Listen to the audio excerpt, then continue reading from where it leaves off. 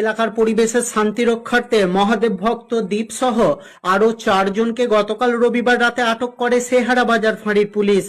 জনরোষের হাত থেকে তাদের রক্ষা করতে পুলিশ দ্রুত সদর্থক ভূমিকা পালন করে। শুধু মদ খাওয়াই নয়, সেখানে বসানো হয়েছিল গাঁজার আসরও। সূত্র মারফত জানা গেছে, গতকাল রবিবার মাধবডিহি থানার উচালন এলাকায় দণ্ডি কাটা শেষ করে রাতের অন্ধকারে দ্বীপ সহ আরো 4 জন পৌঁছায় আগেই দণ্ডি কেটে পেরিয়ে যাওয়া সেহারা বাজার এলাকায়। এরপর মাঠের মধ্যে একটি নির্মীয়মান আশ্রমের মধ্যে গিয়ে বিভিন্ন সামগ্রী দিয়ে মদ্যপান করার পাশাপাশি বসানো হয়েছিল গাঁজার আসর। রাতের অন্ধকারে নির্মীয়মান আশ্রমে কেন আলো জ্বলছে, এটা দেখে সন্দেহ হয় কিছুটা দূরে থাকা বাসিন্দাদের মধ্যে।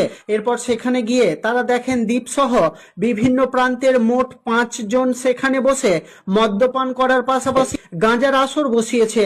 তারা এখানে কেন বসে আছে এটা জানতে চাইলে